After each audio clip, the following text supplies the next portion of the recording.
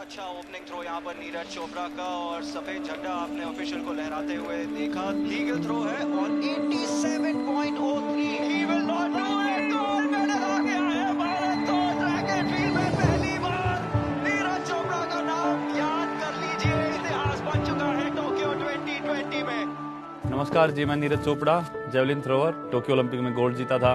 उससे पहले Commonwealth games में गोल्ड था, एशियन गेम्स में गोल्ड था और उसी साल मैंने अर्जुन अवार्ड जीता था।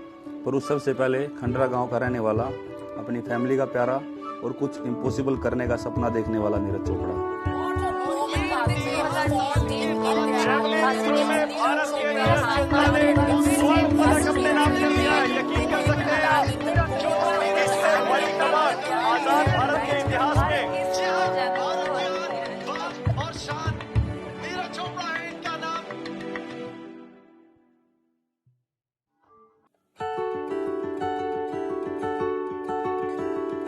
तो वैसे तो मतलब गांव में नॉर्मली था नहीं कुछ स्पोर्ट्स का माहौल, वैसे कुछ थोड़ा बहुत कभी क्रिकेट कभी वॉलीबॉल ऐसे खेल लेते थे।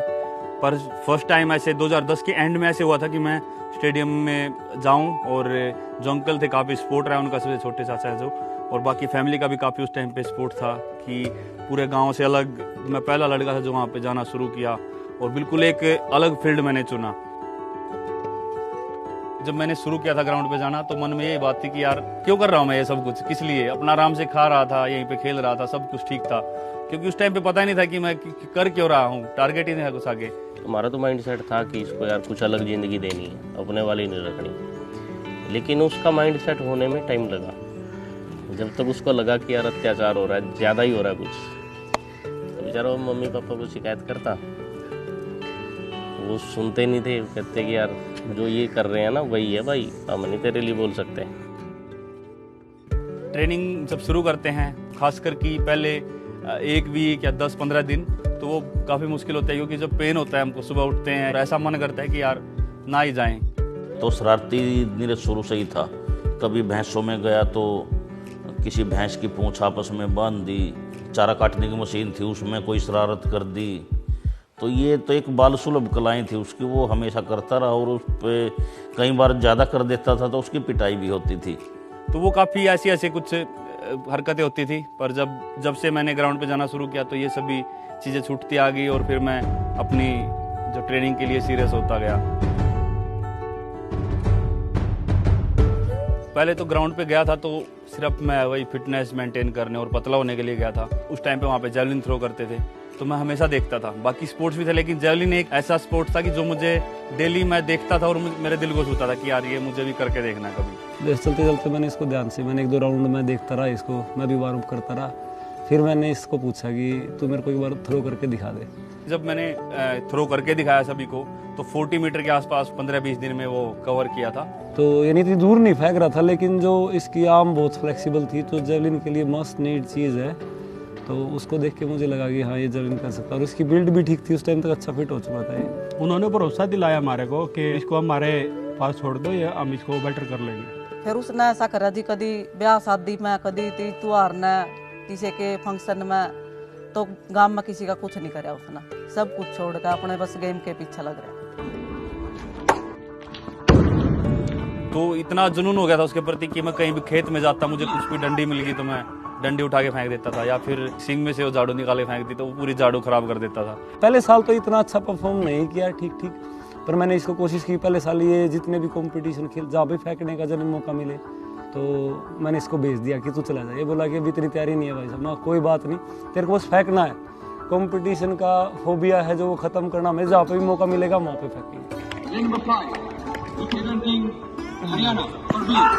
2012 में मेरा पहला नेशनल था और वहाँ पे मैंने 68.46 मीटर लगा के नेशनल रिकॉर्ड किया था अंडर 16 का। 2013 में मैं यूथ वर्ल्ड के लिए गया था, 66.75 मीटर किया था। 2014 में मैं जूनियर नेशनल खेला था विजयवाड़ा में, वहाँ पे अंडर 18 मैंने नेशनल रिकॉर्ड किया था 76.50 मीटर का। 2015 में ही मैंने इंटरस्टेट जो नेशनल चैंपियनशिप है उसमें गोल्ड जीता चेन्नई में 77.33 मीटर में।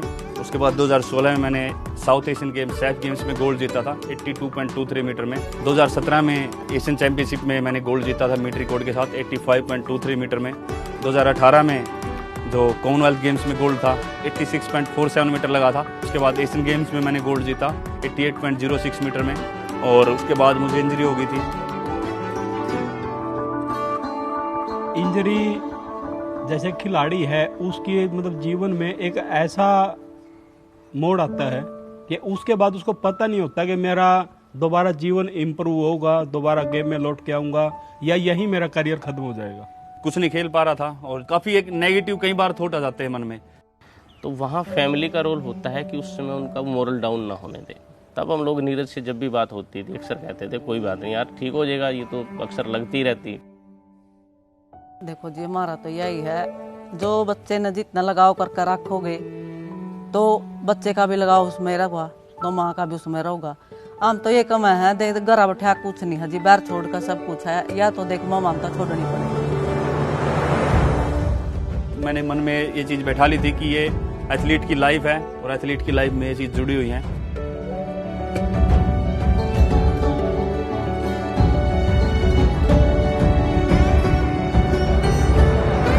ये चीज़ें सेक्रीफाइस के बिना नहीं मिलती है। बड़ी चीज़ की कीमत के लिए बड़ी ही होती है, हमेशा आपको बड़ा ही सेक्रीफाइस करना पड़ेगा उसके लिए, और नीरज में वो ताकत है सेक्रीफाइस करने की, तो उसने समझा उस चीज़ को, तो आज हमारे लिए देखिए गोल्ड मेडल जीत के आया है। आगे खेला नीरज है, लेकिन पूरे परिवार ने पीछे एक टीम वर्क की तरह काम किया। दिन रात एक ही टारगेट बना लिया, भाई जो कुछ भी है सब कुछ एक बच्चे पे झोंक दो, और परमात्मा ने हमारी सुनी।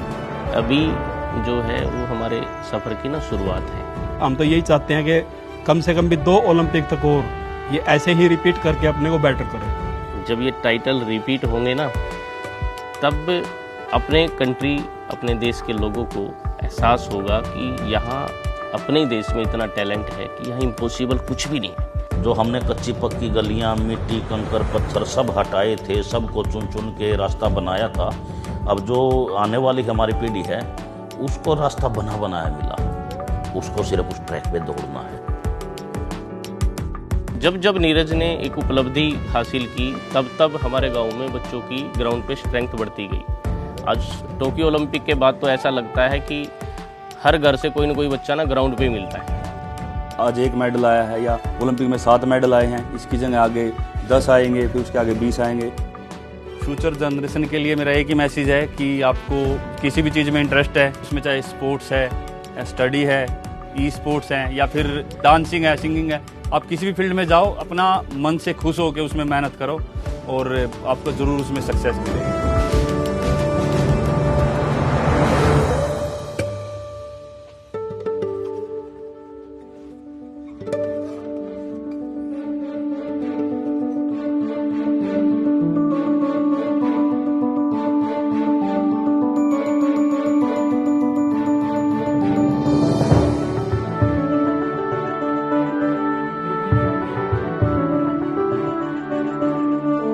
मैंने अपनी लाइफ में एक ही बात सीखी है, हार जीत तो लगी रहती है, हमारे हाथ में सिर्फ मेहनत है। कोई इम्पॉसिबल चीज़ लगे तो उससे डर के दूर नहीं भागना है, उसकी तरफ जंप करना है।